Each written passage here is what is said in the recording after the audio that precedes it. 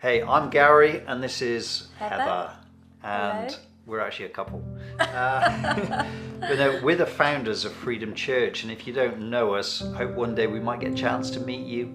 But we have a story to tell you, and something about, everyone's story is getting to know who they are. And so we want to share a little bit about what that is. And it starts, I thought the best way of starting is how we met and how we got together. Because in fact, we got together, it was in a Christian musical that my father was the conductor of. I was 17 years old when I met this love of my life. I went into the drama group very reluctantly, and one of the scenes was the Valley of the Dry Bones. And I remember lay on the floor pretending to be bones, looked across, and then I caught eyes with Heather. And it was at that moment I thought, I like what I'm seeing. So I prayed about it a bit, and within a few weeks we went out on a date and we just got on so well. And it was only then a few months later, after going out together, that we just both knew there was something about a future together with Heather. I had to know that she perhaps was aware of what she was getting herself into, because we talked a bit about the future and stuff. And then I popped the question, and the question was, how do you fancy being a missionary's wife?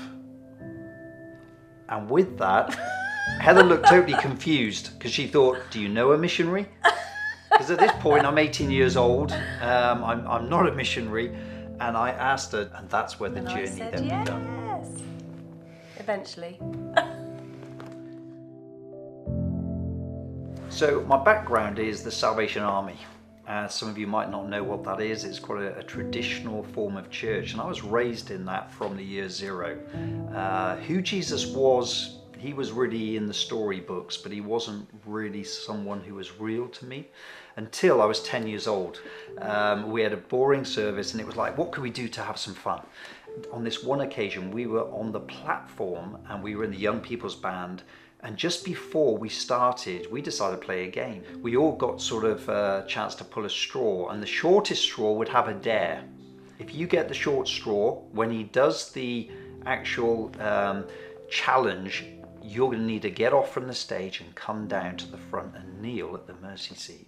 So anyway, we pulled the straws, and who had the short straw? It was me. People's eyes were closed. He did the challenge. Who wants to follow Jesus today?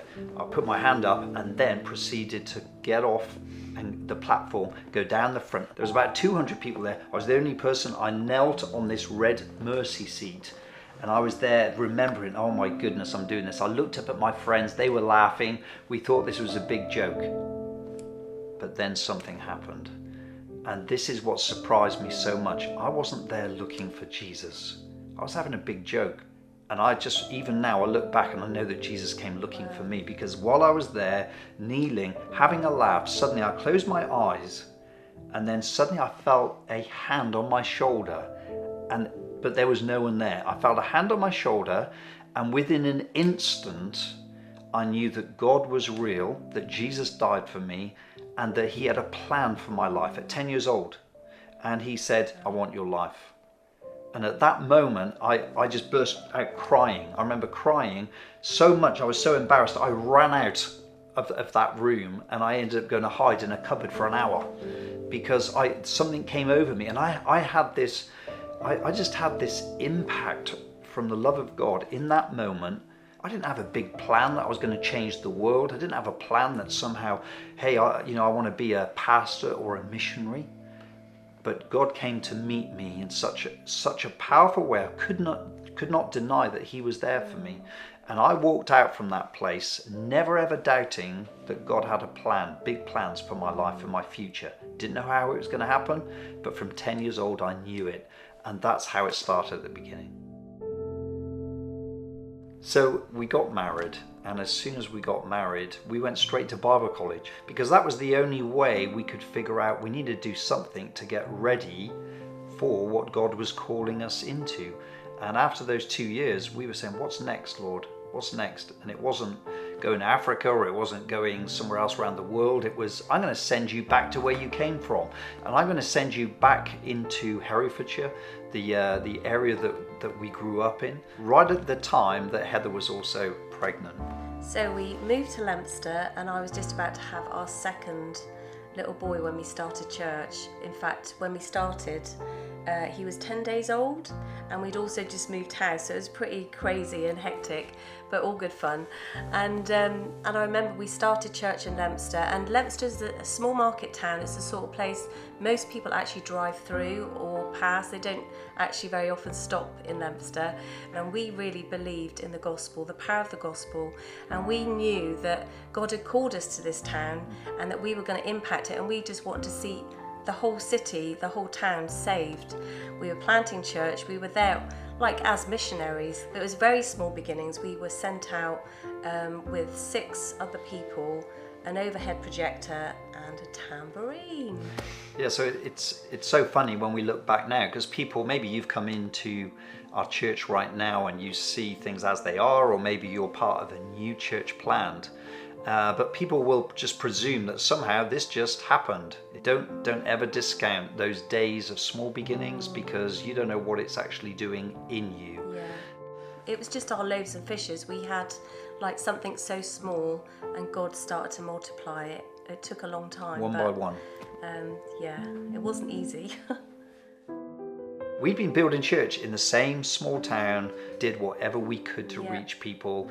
By this point, we'd had our own building that came through a miraculous provision called Brook Hall. Yeah. Those years, our kids were growing up and we were reaching our town. And in a way, after 18 years, things relatively looked like they were going quite well. And 18 years on, we thought, I think there's something more. And this is where God started changing things. As we started looking back at what we built a church that primarily was for believers. We want to reach the world, but we were really trying to keep the people happy who were with us. And we just suddenly realized this bigger than this, it's bigger. And after 18 years, God spoke to me and I said, do you know what, God, I'm so dissatisfied. I wasn't challenged in a faith level. We were doing really well, but we just knew there was more that God had called us for. And I said, what shall I do? And he said, you need to sell the building. And that's what we did. But also, in addition, he also said to me, 18 years, because I thought 18 years, we're now sort of shifting into this next season. That's been a long preparation. He said, yes, because this was just rehearsal. And even now, I remember those words God spoke. He said, this was rehearsal. I thought, what? 18 years? I am the longest practicing sort of church planter ever. It's like, yeah, that's your rehearsal, 18 years. Now we're going to begin. And this is where, for us, when we sold the building, we moved into the leisure centre, we started really doing church in a whole different way. Different. We started to understand what it was to change, our thinking, our strategy for the lost. And with it, he got our focus and attention on Hereford, which was half an hour away. We were meeting in the morning in Leominster having church, but then he said, hey, do you know what? There are more people. Why don't you take the church from outside these walls that you're in and take them out to where the people are? And so we decided to go to a pub called the Herdsman.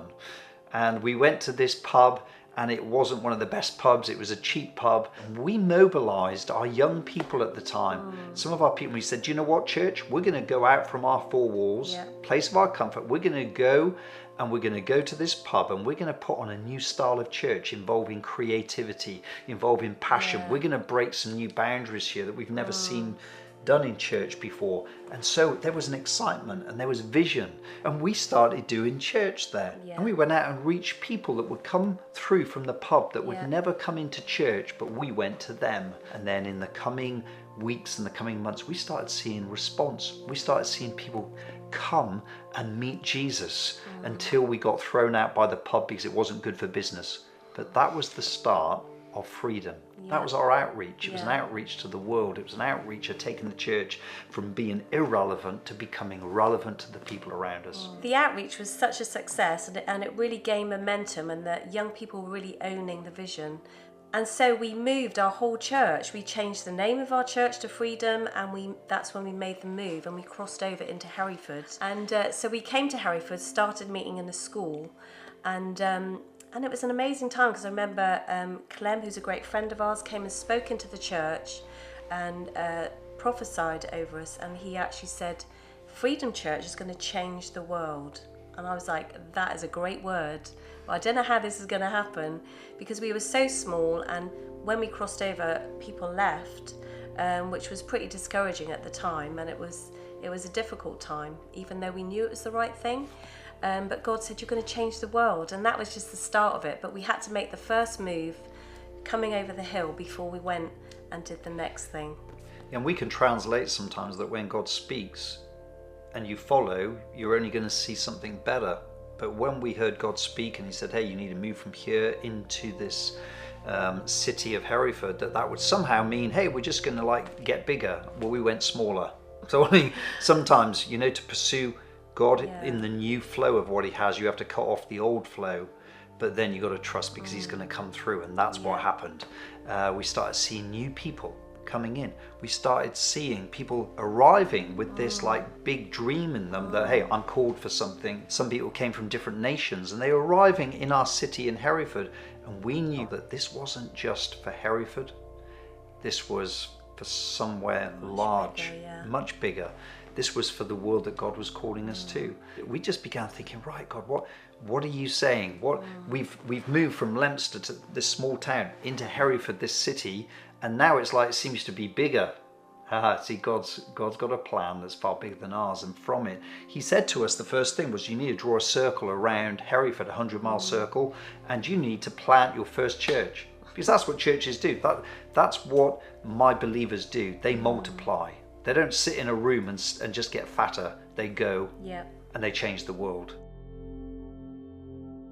So God spoke to us about Cardiff. This was going to be our first church plant, and we were so excited about it. Going into this city, taking this heart and this message. But with it, he was also saying to us, how are you going to do more than one campus? What if there's multiple campuses? And he challenged us, and he said, yeah, I want you to go and, multiply. But if you're going to multiply, you've got to be intentional about what you're multiplying. And there is something of the vision and the heart that makes you freedom that you need to be intentional about. And so we came up with our DNA, and there were quite a few of them. And up to just recently, we've reduced and simplified that down to our current 5 DNA. And, that came out from this point, which was 2010, that we did this, because God was saying, you need to have a DNA that each church you plant has the DNA. So when you turn up there, and when people turn up, they say, this is Freedom Family. Doesn't matter what culture you're in, doesn't matter what country you're in. It's see, that's not to do with it. God was saying, no, this is kingdom culture. It's the culture that I've called you to build. And I've trusted you with this. So that's what we set about, is putting together our DNA, what it meant. And then we went into Cardiff and we launched our first campus. We very quickly realised that we had to raise up leaders to be able to do this. We really knew that we had to start an academy, but we had no idea by doing that how God was going to use that, and has brought people for us to train up to go, and it's been incredible. So God gave us this incredible vision through academy, through taking young people ready to put aside a year to sort of train. We built into their character, we built into their understanding and knowledge of church planting, and that's just been growing year after year, where we have seen hundreds come through academy, and it is every year is just increasing. We can have great vision to change the world, but unless we're committed to raise up leaders, it really remains a dream. And I think this is such an important part within Freedom, that you'll see that we want to invest in raising the potential in people. That's through intentional investment. That's what Academy is. That's like a fuel for what's beyond. So after we planted Cardiff, we saw amazing things take place there. But we soon realised that God had far more than Cardiff. And it was within that year that we ended up responding to the call to go to Kampala, Uganda. And I think God was even testing us with that call. It's like, is this to do with where I called you to, or the fact that I called you? And it was only within months that we ended up then going to Belgium, and we were in Bruges, and then we ended up in Cambodia. And I could go on and on what God was doing in opening up and saying this is more than just the UK. I have a global mission for my church. Amazing. Will you be willing to respond to the call anywhere? Because this is about connecting anyone, anywhere. We did that for a period of the next few years. We saw several campuses planted out, but then we knew that we needed to do more and we needed to strategize a plan. So we went away as a leadership team and prayed into that, and God gave us a vision, fresh vision for this season. And as we prayed, God said, okay, I'm going to give you 10 locations in the next 4 years, and it's known as 10-4 in Freedom. And this 10-4 vision was to see 10 new locations in the next 4 years planted. When we gathered together as Freedom, we unrolled this vision and shared this vision of we're going to go to these 10 nations. We don't know how we're going to do it. We're already stretched. We're already at a place of trying to work out how can we even afford it. And God said, this has nothing to do with it. This is to do with you responding to the call. And so our church rose up and said, we believe that we can do it. So in the middle of 10-4, we realized that God was really refining, our vision for the future. What's the mission you've called Freedom Church? How could we put it together in one phrase? And this is what he gave us, that I want you to connect anyone, anywhere to a life-changing relationship with Jesus. That's our mission, Freedom Church.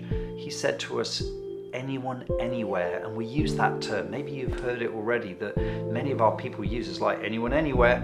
They might be in this corner of the earth, they might be from this culture, it doesn't matter who they are. And we can just have a message, but if it's not connecting, we're going to miss out. So our goal, our mission, our vision is to connect anyone, anywhere with a life-changing relationship, something that is relevant, that is going to change their life. That's what happens when you really meet Jesus. So one of our DNA is everyone matters, and we're so thankful that you're here, that you're listening to this. We want to invite you to join us on this great adventure. It's an amazing thing to be part of, and it's part of a church planting movement like this. We feel privileged ourselves to be part of it. We've come on an amazing journey, and we are, you've said this already, that we're more amazed than most people that God could take what we had and he's multiplied it just through faithfulness. And I know I'm speaking to people right now, all in you're in a different perhaps place, different position. Maybe you're on a journey, but I want to invite you to be part of our journey. Even from hearing our story of where we've come from, that there is something in this that just resonates within you. I just believe that every one of us should be rooted into local church, because the church is the hope of the world. And we love the church. We love the church. There's different expressions, but this is what God has called us to build. This is the vision he's called us to run with, and we're going to be faithful with it. As one of our DNA is everyone matters. You matter. It doesn't matter what your age is. It doesn't matter where you've come from, what your history or your background is.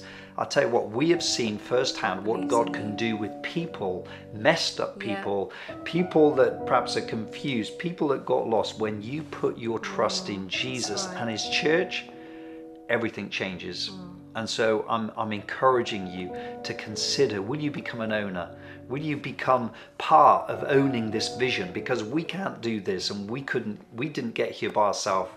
We got here because others said, I want to come and carry the flag. I want to come and get a hold of this vision. I want to go and change the world. And I believe everyone I'm speaking to has the potential to change the world in some way. So I want to thank every one of you for joining us. From the bottom of our hearts, we're so grateful that we get a chance to do this, to do it with the most amazing people. And so we want to thank you for joining us. We'll be praying for you in the next step that you have.